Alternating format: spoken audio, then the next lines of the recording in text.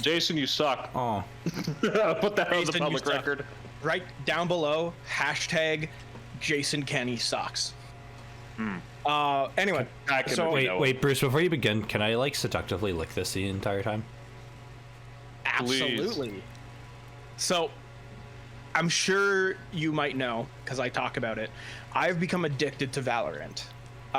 You're welcome. Thanks to Aaron. Yeah, straight up. After I got my PC, he's like, hey, you should play Valorant with us. It's free. And I was like, no. And then he's like, no, like, you should. It's fun, man. It's free. And I was like, fine. So I downloaded it, and I was like, oh, okay, whatever. I'll just play because the guys are playing. Like, it'll be whatever. It'll just be something I play with them. No, I fucking love this game. I hate competitive shooters. I have never played a PC shooter before. I've never had fun with them. I'm awful. And I just love this game. And I don't get it. The teenagers screaming at you. Yeah, I'm still bad. There's been moments of like, hey, he's schmoovin', but I'm still generally bad, but I'm getting better, and it feels really good to like see the progress, like to go from like 1 kill, 20 deaths or something in a match to like, you know, going positive and then like having like a 2-to-1. Almost getting an ace. Yeah, oh dude, I was so pissed off about that. I have yet to get an ace, which is when you kill the entire enemy team yourself. Mm-hmm. But I clutched it and got a little sweaty, and I won us the round and had 4 of the 5 kills, and I was like, I honestly thought I had just gotten all 5. Anyway, so here I am, loving Valorant. And as Aaron gets me into the game and I fall in love and just go deep, he's like, oh, I finished off the battle pass, so I don't need to play as much anymore. And I'm like, motherfucker, wait, what? And so here I am grinding the new battle pass, and I bought it, and I paid $15 to unlock all the to unlock the ability to unlock cosmetics. And he's like, oh yeah, I'm gonna play other games. Like I got the last battle pass, I'm not gonna grind. And I'm like, you son of a bitch. So I want to talk about burnout in video games and how you can spend so much time. I thought this was just going to be another segment talking about Aaron's son. Aaron's a bad friend. I'm pretty sure this is just him wording it differently. Oh, yeah. But this topic is completely, I hate you, Aaron. Yeah. So I want to talk about burnout because it's a real thing. You know, you grind and grind and grind, and that's how a lot of modern video games are made. You know, designed, especially the free-to-play or the freemium games. You know, you have to put the time in, like basically any modern competitive shooters like that now. But other games too, like Brayden, you've been playing Monster Hunter Rise. That's a very grindy game, or just any game that you're playing and playing and playing. At what point do you just lose all interest and move on, even though you still have things to do? And just that burnout. And how do you fight burnout? Is it necessarily a bad thing or a good thing one way? I just want to know your guys' thoughts, because personally, I get it. Like, I have sunk, like, over, like, last summer, during, like, the main part of COVID, I was putting 10 hours at least a day into Breath of the Wild, and I don't think I've played Breath of the Wild since September. All right. I'm gonna ruin your topic, Bruce, because I'm gonna answer it right now, conclusively. Burnout settles in when the list of things you need to do stops being fun, and when you're just doing them to get them complete. So then, how do you get back into a game? You wait until you're not sick of it anymore. So I was playing Final Fantasy XIV since the start of the year pretty regularly. Got super far into it when I could find the time for it. Played through the vanilla game, played through Heaven's Ward, and finally, after months of delaying, played through the entirety of Stormblood, the second expansion. I still have Shadowbringers yet to go, and everybody tells me that's the best expansion, that's the best story. My fucking brother somehow steamed past the game faster than I ever did, and has now beat it, and he's like, yeah, no, you gotta play Shadowbringers, it's perfect. And I'm like, how did you find time for this? and I just got sick of it. Not in a bad way. Like, I don't think there was anything about the game itself that rubbed me the wrong way. I think it was just running through content that took people 6 or 7 years to play through its entirety in the span of a few months was just too much all at once.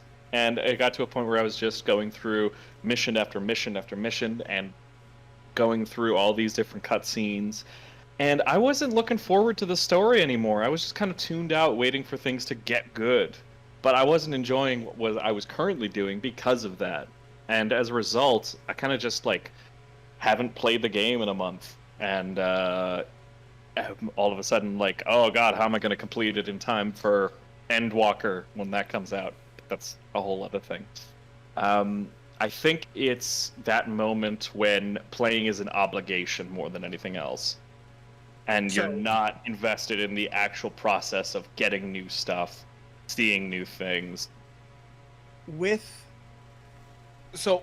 How can we talk about, or let's talk about rather, how you can design around fatigue and burnout, because it's inevitable. You're right. And especially with like games as a service and games lasting, like fucking apparently Skyrim is the perfect example of how a game can last forever. But like, so what you said there was you played through in the span of months what took people years. Do you think that is a shortcoming of the game itself? No. Or do you think that's because they weren't able to create an experience that could be fulfilling over this, after it's all at once, and so instead of just episodic, it's all at once? Do you think that's a bad thing? Do you think it's just par for the course? Like, how can a game keep people interested and still be fun? Honestly, I don't know if that is something that a game developer can deal with. I think that's 100% a personal problem. Yeah, I think like, it's all that's all on Brayden for playing it all in the span of months. Yeah. It's no different than like... Sorry, you go. No, it's okay. Go ahead. It's no different than like if I were to watch Game of Thrones in a week, I'd probably be fucking burnt out of TV. Or when I watched all of One Piece in like 3 months, I was sick of anime for quite a while. That's just how it is. If you experience a ton of something in a short span of time, you're gonna be burnt out and you're gonna want nothing to do with it. No, I agree. But like the idea is, we know people are gonna do this. Everybody overconsumes. Like even if you want to like get a little academic with it, we know in psychology that if you give a kid a marshmallow and say, if you don't eat this, I'll give you 2 in 5 minutes, kids are gonna eat the fucking marshmallow. We're that kid when it comes to gaming. We want it all now. It doesn't matter if it'll be better if we can withhold. We know this. So can a developer design around this that we know is going to happen? Is it possible to design something exclusively for longevity? Because in the modern gaming age, I shouldn't say the modern, in the current gaming age, that's an important thing. And it kind of seems like nobody's really cracked the code yet. And yeah, it's very hard because people are so... like, people are unique and there's no one answer. But there has to be a generalized way that you can get it to work most of the time. So I'm reminded of stuff like mobile games and Facebook games where progression in the game was barred by having energy that would be consumed throughout the day. And you could only do so many things in a day before you had to put the game away. I'm reminded of World of Warcraft on Chinese servers where they would institute a severe XP reduction for playing past the first couple hours to ensure that you logged off and got back to your regular day-to-day, get back to work.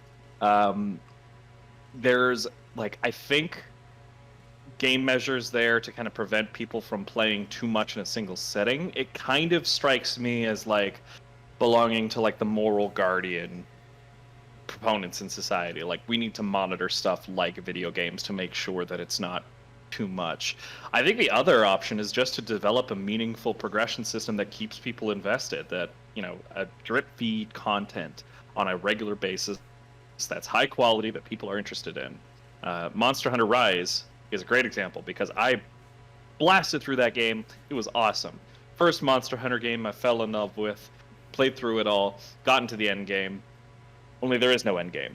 And since its release, it has had a pair of title updates to come out to basically give the game an ending and add a bunch of new monsters to fight. But the problem is that once you fight those monsters, in Rise especially, because it takes, it's a very easy game comparatively for the Monster Hunter series. You can, learn and whoop a thing's ass within 30 minutes. All of a sudden there's nothing left to do anymore if your main focus is on killing new monsters and such. And right now there's not a lot of stuff there to keep what we'd consider the grinding element of it. The people that are logging in every day to keep playing even after completing the main progression system. I don't think that there's a lot there right now because we're kind of entered into this content drought period. That's what I would say is a progression system that doesn't have longevity past the initial game's launch. Like, it's fun to play through, but once you've kind of done it, you kind of done it. It's not much there now other than just waiting for, Capcom to release new shit. Yeah, I don't think game companies really care about longevity because they're going to want you to just buy the next game. So why make a game that's going to last you 20 years when you could buy a new game every 2 years? Yeah, I'm also reminded of Bungie's recent decision for Destiny 2 to shut down a whole whack of content and kind of create this situation where you can no longer jump into Destiny 2 and experience everything that was released for that game at a time because everything's locked behind like gates and such. It's like the time walking thing for World of Warcraft where the content is phased in and out. And that was a decision made for an interest towards the game's longevity, to make sure that you weren't developing content that was trying to be balanced with 5+ years of other shit to think about. That's what comes to mind in regards to like keeping an eye on the future. And in a lot of cases, it's restrictive more than anything else. It's preventing people from accessing all the stuff that you have in your game to encourage that, willingness to come back every day and keep experimenting. That's what I think that this looks like is, the game developer kind of keeping their hand on the valve and switching it off every time people get full and waiting for, people to get hungry again, people to get thirsty again before switching it back on. Maybe I'm more cynical than you two, and I think that, like Aaron just said, they're just going to make another game. Why would they want to keep you forever? I disagree. Call of Duty is still putting out new games all the time, but they're still keeping Warzone around, and Warzone is a different thing than mainstay Call of Duty. So Warzone lasts. With Overwatch 2 releasing, it's going to have the same multiplayer servers as Overwatch 1. Overwatch 2 is just more single-player stuff. So they're just continuing Overwatch 1. Fortnite, PUBG, like all the Valorant, CSGO, all these games are long. Rainbow Six Siege, like all of these games are long-term stretches where they're not just releasing a sequel, another iteration. They're just continuing the same game. Mm-hmm. So multiplayer games are a little bit different in that sense, but you can still get burnt out. Like Warzone, the reason like it's still going is they change the map constantly. They're changing guns, characters. They add zombies every once in a while. Fortnite is constantly changing its map. Valorant, Overwatch, Siege all add characters, new maps. You can still get burnt out. Like they're adding enough stuff. Maybe it's a case of that, you need that element of keeping the community on their toes. Encouraging people. Yeah, not just drip feeding, and specifically not allowing people to get access to everything that's been released for the game. There's a kind of a FOMO effect going on.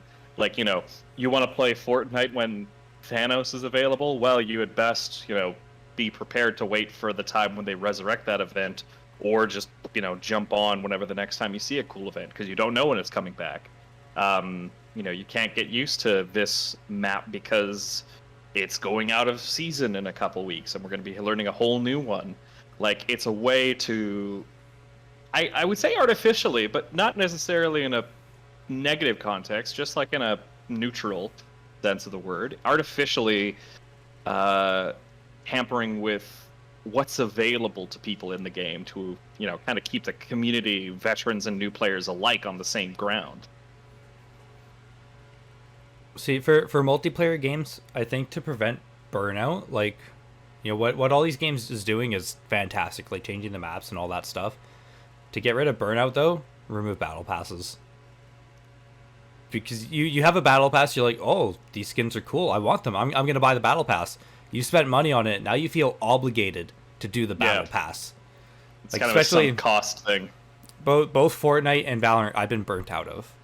Fortnite especially, because Fortnite has challenges that you have to do. So I'm now spending every game doing stupid stuff instead of playing the game for the game. And it just got boring and really stupid. Valorant, just, they need to fix their fucking XP system. That's the only reason why I got so burnt out, is because I'm like, I need to play this game like 10 hours a day for the next 2 weeks. So if you think a battle pass is a bad thing, how do you bring people back in? Because I think the battle pass is a good thing. I think it's good and bad, but like, these games need to adjust it. Yeah, because like with the FOMO, like, oh, you play the game, you unlock these rare things that are gone forever, or they'll bring them back in like Valorant has it right now, where some of their like fan favorite skins, to celebrate their 1-year anniversary, you can buy the pack of 4 skins, but it's like $80 for 4 gun skins, and that's considered cheap. Yep. And that's 4 skins for 4 different guns that are old from previous battle passes, and it's like that FOMO. But I see what you mean. Like, there's so much grinding that goes in. Like, I'm like level 25 right now in the battle pass, and I'm lucky to get like a level a night at this point. Like, that's like pushing it. And I want to go for 50 because I spent the money, but I spent the money because I wanted to make sure I would do it. Yep. So now you feel obligated to play the game, and then you play it every day, and you're going to be burnt out. Fucking knife skin. I just want a skin for my knife that looks really cool. Like, I think in regards to battle passes, but attainable battle passes. Yeah, like, I think XP systems need to be just changed for games so that you can more easily finish the battle pass without playing the game like 3 to 5 hours every single day.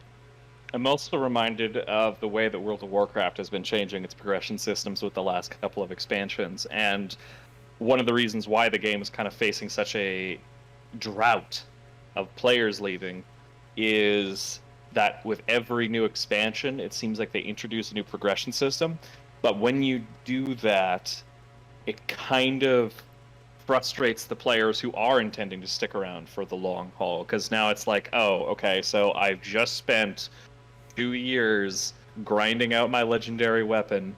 Now the legendary weapon's gone, and I gotta work on this Heart of Azerite thing. Okay, so I gotta start grinding and putting stuff into my Heart of Azerite. Oh, so in the next 2 years, I'm gonna have to start leveling up my Covenant allegiance and working on Torghast runs. And because the progression systems weren't as meaningful as like gaining a level in the game, like gaining new abilities, gaining new anything, it was like very infinitesimal additions bit by bit, but you still needed them because the game insisted upon micromanagement in the community to get access to the cool stuff like Mythic Plus, like raids. It created this feeling of like putting in a lot of effort for small gains to get a chance at the stuff you actually wanted to do in the first place. And I think that cycle leads to people getting burnt out and frustrated. You know, they look at a new expansion and they just dread what new gimmick they're going to have to work hours upon hours grinding up for in order to get the character that they want to the point that they can play the actual cool shit in the expansion, you know? So that's what comes to mind when I'm like, that's a bat system that is almost encouraged to create burnout. Yeah. You gotta feel like what you're doing is worth it. Yes. Which, speaking of like a game that made me feel worth it, was probably like Modern Warfare 2 back then, because like you're getting new levels or new fucking guns and perks every level, but you were also trying for the calling cards. So you do like a specific challenge in the game, and you get a new calling card that you have on your background. And everyone's like, "Oh shit, I can see that," and you know it was fun trying for all those. Then you prestige, you get a new emblem, and that game just kept me coming back more and more just to do these stupid fun things. I think another thing that it did well, and I think this should maybe like we should wrap it up after this one because this is another positive, and then I think we've kind of said our piece. But in that game, and I don't know if other CODs have done it since then. That was the only Call of Duty I really put time into the online. Like I have Cold War now, but just for zombies, which I haven't played in like 2 months because my friends just stopped playing zombies after I fucking bought the game. Classic, fucking classic, right? Second time that's happened. Second time, same friends. Same friends. So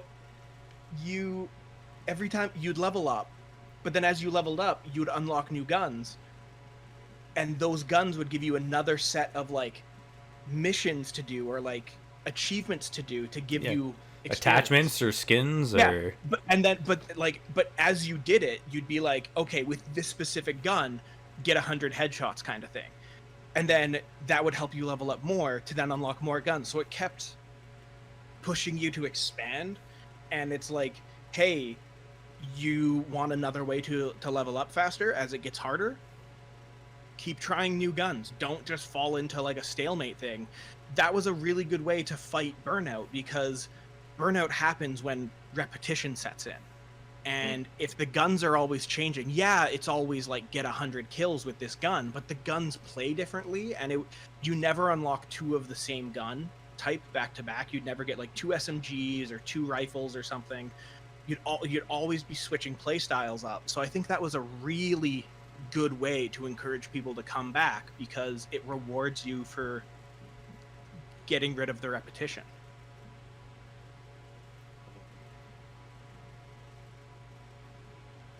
Yeah, so Valorant just brings Snowball Fight back and replication all the time, because those are so fun. Fix your fucking XP system and don't get rid of the fucking Party Up XP.